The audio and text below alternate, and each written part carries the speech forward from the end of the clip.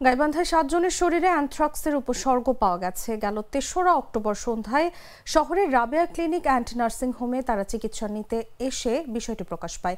এ সময় ক্লিনিকের চর্মরোগ বিশেষজ্ঞ মঞ্জুরুল করিম 7 জনকে প্রাথমিক ব্যবস্থাপত্র দিয়ে গাইবান্ধা জেনারেল হাসপাতালে ভর্তি হওয়ার পরামর্শ দেন। চর্মরোগ বিশেষজ্ঞ মঞ্জুরুল অ্যানথ্রাক্সের উপসর্গ পাওয়ার বিষয়টি নিশ্চিত করে বলেন, অ্যানথ্রাক্স আক্রান্ত গরুর মাংস খেলে সাধারণত এই রোগের উপসর্গ দেখা দেয়, তবে দীর্ঘমেয়াদী চিকিৎসায় রোগটি সেরে যায়। এই বিষয়ে গাইবান্ধার সিভিল সার্জন রকিবুজ্জামান জানান, কয়েকদিন আগে সুন্দরগঞ্জ উপজেলার বেলকা ইউনিয়নের কিসামত গ্রামে অ্যানথ্রাক্স আক্রান্ত গরু জবাই করা হয়।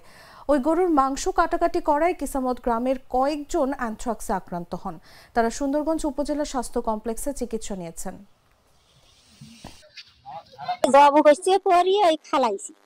খালাইতে এই যে গোস্তটা কাটতে রক্তটা হলে চটকি গেছে। এই রক্তটা যে মোছামুছি ধোয়া ফাকলা করা না গেলে পরে না হারা তার ওগুলো জানি না। তার 2 দিন পরে হইলো এই ফোসা করছি। গরু কাটছি, গরু কাটিয়ে বলে এই হাতত ঘাও ধরছি, চোখত ঘাও ধরছি, ফোসা পড়ার মতো হয়েছে। আমরা ওইটা দেখিয়ে আমরা আসি না, দেখি আসি দেখি আসি, দেখলে তো মোটামুটি সুন্দর ওইভাবে খাওয়া হয়ে গেছে। গরুর মাংস কেটেছে, যারা কাটার সাথে জড়িত ছিল তাদের ম্যাক্সিমামই এই রোগে আক্রান্ত হয়েছে। রোগটা হচ্ছে যে তাদের শরীরের বিভিন্ন জায়গায় ঘা, বিশেষ করে হাতে, পায়ে, বিভিন্ন জায়গায় ঘা শরীরেও ছিল, প্লাস একজনের ছিল চোখে আর চোখ পর্যন্ত আক্রান্ত হয়েছিল এই ঘাগুলো। এবং এটা ঘাটা শুরু হয়েছে যেদিন তারা গরু কেটেছিল থেকে তার পরের দিন থেকে, এবং সাথে এইসব রোগীর